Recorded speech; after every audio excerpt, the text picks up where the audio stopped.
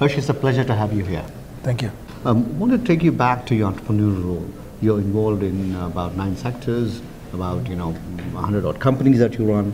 Why don't you share with us briefly, how you got engaged initially with the entrepreneurship? How did it attract you, and how did you scale it to the level where it is now? Well, first of all, I was difficult to be hired. So the only choice I had is to go to have my own business. So it was by default rather than by the choice. And being difficult to deal with doesn't mean that it stops you to do business. But the most important things which I had in heart is making the biggest difference. How I can make the biggest difference. And I thought, as an entrepreneur, I can make the biggest difference. And after 33 years, I think I did the right thing. Right. Why don't you share with us some of the engagements as enterprises that you run, so many across the board, which are most challenging for you in the current scenario, and which you think will likely to do much better in the coming decade? In the morning, we had a session of 40 minutes in which I talked about my experience, in which I covered 15 myths, because many of the people do not go in business because they have a myth about the mythbuster. People call me mythbuster.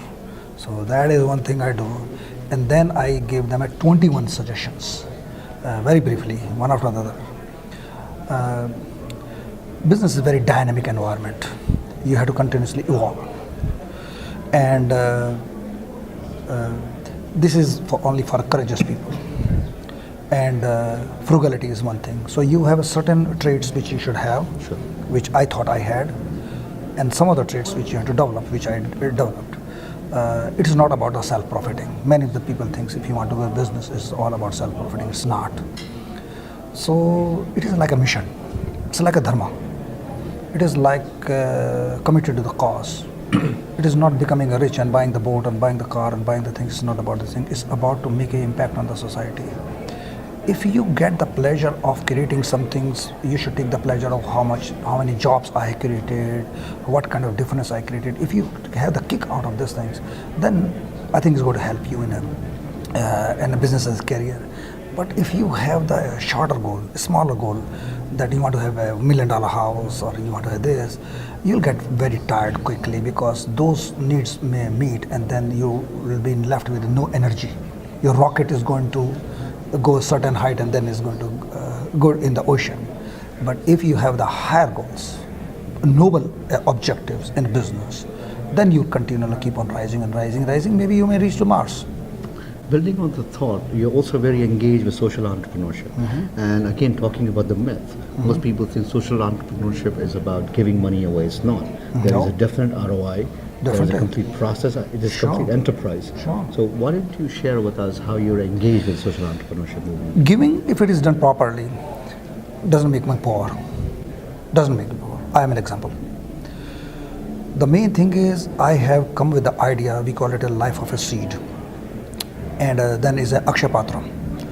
My son, his name is Akshay, also based on these things. All the money which I give in the charity is not depleting. Because if it is grow more than what you deplete, then the earning is more than spending, and it's a never-ending project. So what we are doing is dispensing should be controlled based on the earning, and since I have been a good manager, so naturally whatever money I donated, naturally I give them a trust, a good advice, and they can also continue to make money. That is called social entrepreneurship. Social entrepreneurship is made of two words, social and entrepreneurship. You must use the entrepreneurship skills in doing the social work. The beneficiary, rather than you or the shareholders, now the beneficiary is the society. But you are doing business. So as long as you do the social work as a business, means you have the accountable about everything, then it's going to sustain. But if you work like a government, that whatever money is given and you spend and then say, okay, raise the tax, then actually it's a bad idea. Let's focus on your philanthropic causes, especially when it comes to uplifting the girls Yes. in rural India. See, I have seen so much disparity and gender bias in India. And I'm really greatly in love with my mother, who is not anymore. And I always get the inspiration from her to do some things for the women. And I just, as a calling, I have a calling to do more for the girls. That's all. It is not me decided, it is coming from somewhere. Yeah. Again, it's a pleasure, Hersh. Thank you so much for coming and sharing your thoughts.